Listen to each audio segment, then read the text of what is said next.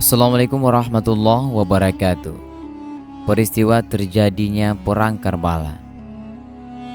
Teman-temanku seiman yang dirahmati Allah, pada hari kedua bulan Muharram 61 tahun setelah hijrahnya Nabi dari Mekah ke Madinah, cucu laki-lakinya yang bernama Husain bin Ali alaihissalam mengumpulkan semua kerabat dan keluarganya. Imam lalu berkata, "Ya Allah, kami keluarga Rasulullah SAW telah diburu hingga menyingkir dari rumah kami di Madinah. Putra-putra Umayyah telah mengganggu kami. Ya Allah, lindungilah kebenaran untuk kami dan bantulah kami melawan orang-orang zalim." Kemudian Imam Husain alaihissalam menghadap ke arah pengikutnya, lalu beliau berkata, "Manusia adalah budak dari dunia. Agama hanyalah apa yang mereka ucapkan di mulutnya saja. Mereka menggunakannya sepanjang itu menguntungkan hidup mereka. Ketika mereka diberi ujian, orang-orang yang beriman hanyalah sedikit jumlahnya." Lalu Imam melanjutkan, "Semua dari kalian mengetahui apa yang akan terjadi kepada kita, dan kalian mengetahui bagaimana dunia telah mengarahkan wajahnya ke arah kita. Kebaikan saat ini tengah menimbang kejahatan, dan tidak ada kebaikan kecuali hanya sedikit. Kalian melihat bahwa kebenaran tidak dilaksanakan, dan yang salah tidak dicegah. Sungguh, bagi yang percaya tidak menginginkan segala sesuatu kecuali untuk bertemu dengan Allah Subhanahu wa Ta'ala. Tentu saja, aku tidak melihat kematian untuk kebebasan melainkan untuk kebahagiaan. Dan hidup bersama manusia-manusia yang zalim tak lain hanyalah mendapatkan duka cita." Ketika Imam selesai berucap, Zuhair berdiri dan berkata, "Wahai cucu Rasulullah, kami telah mendengar khutbahmu. Jika seluruh dunia ini abadi, kami akan senantiasa bersamamu hingga dunia ini berakhir." Burair berdiri dan berkata, "Wahai putra Rasulullah, adalah sebuah kehormatan bagi kami untuk berjuang bersamamu dan limpahkan syafaat kakekmu kepada kami di hari penghakiman nanti." Nafi' bin Hilal berdiri lalu berkata, "Kakekmu adalah utusan Allah yang hidup di tengah-tengah manusia. Beberapa di antara mereka adalah orang-orang munafik yang berpura-pura membantunya, tetapi pada kenyataannya mereka sembunyikan diri mereka untuk mengkhianati Rasul hingga ia meninggal.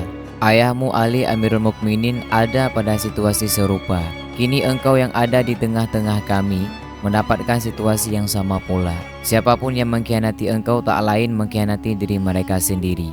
Kemana saja engkau pergi, kami akan tetap bersamamu. Kemanapun engkau menghadap, baik ke timur ataupun ke barat, sungguh demi Allah, kami tidak meragukan untuk bertemu Tuhan kami. Dan kami ungkapkan ini dari lubuk hati yang paling dalam. Kami mengikuti siapapun yang mengikuti engkau, dan kami adalah musuh bagi siapapun yang memusuhi engkau." Kemudian pada ketika itu teman-teman, Imam meminta kepada penduduk di daerah Karbala, yaitu Nainawa dan Qadariyah, untuk menjual tanah milik mereka kepada Imam sebesar 60.000 dirham. Imam berkata, "Semua tanah ini untuk kalian. Suatu saat nanti, siapapun yang ingin mengunjungi kuburanku, kalian bimbing mereka ke situ."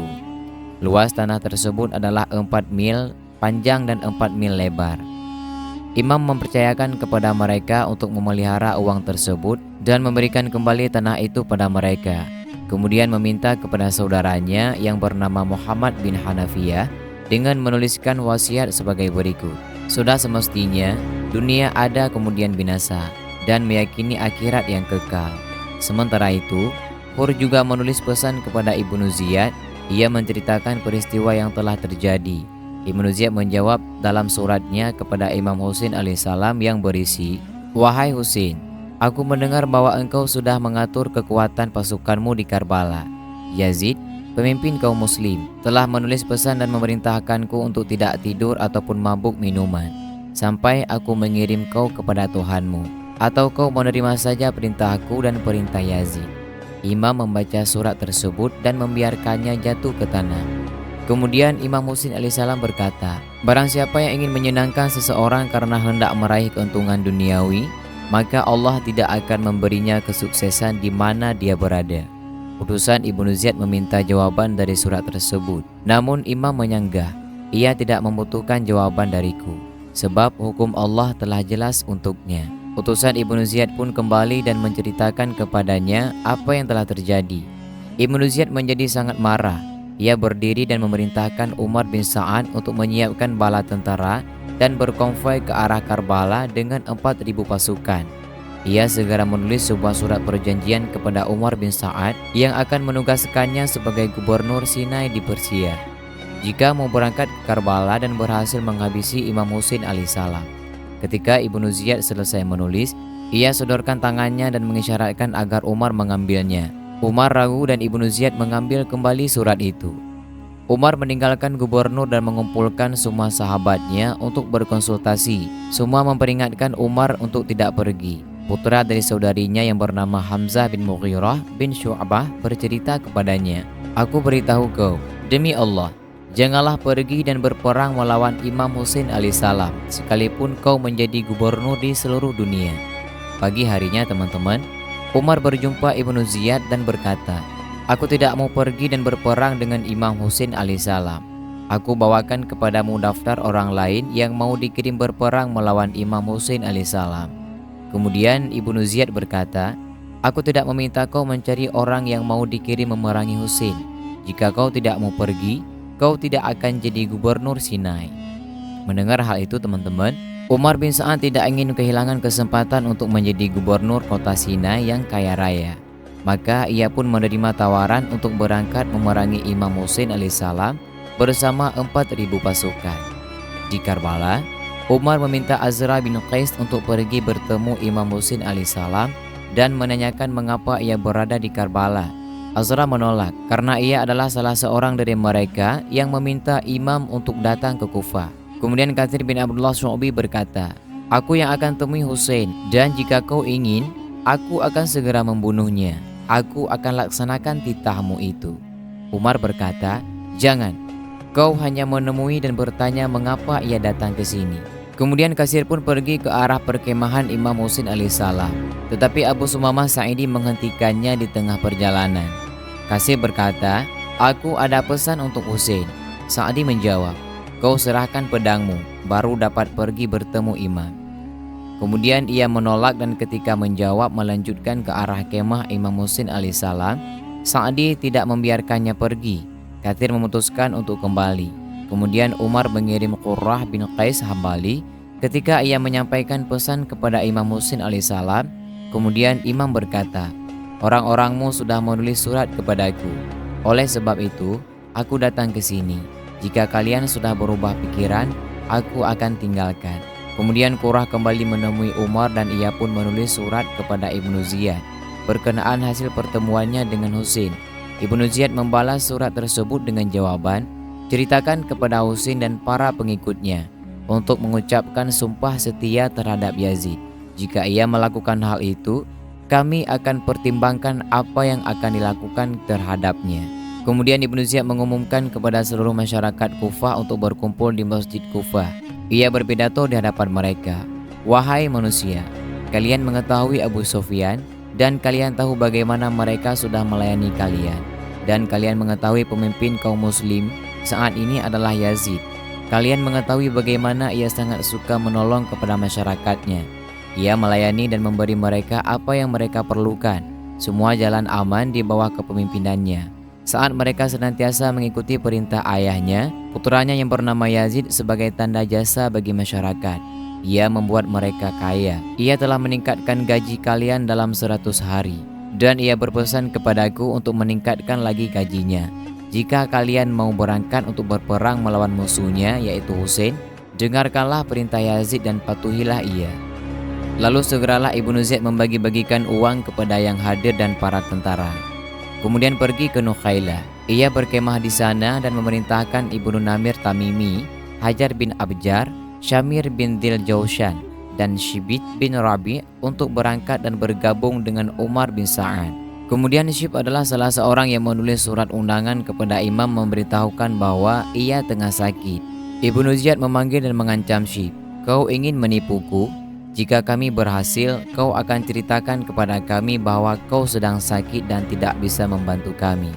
Kepada pengikut Husain, kau akan katakan bahwa kau membantu mereka. Kesini, agar aku dapat melihatnya sendiri. Orang-orangku bilang bahwa kau tidak sakit." Lalu teman-teman, ketika Ibnu Ziyad menjenguk Shib ke tempatnya, ia tidak melihatnya dalam keadaan sakit dan segera ia perintahkan untuk berangkat.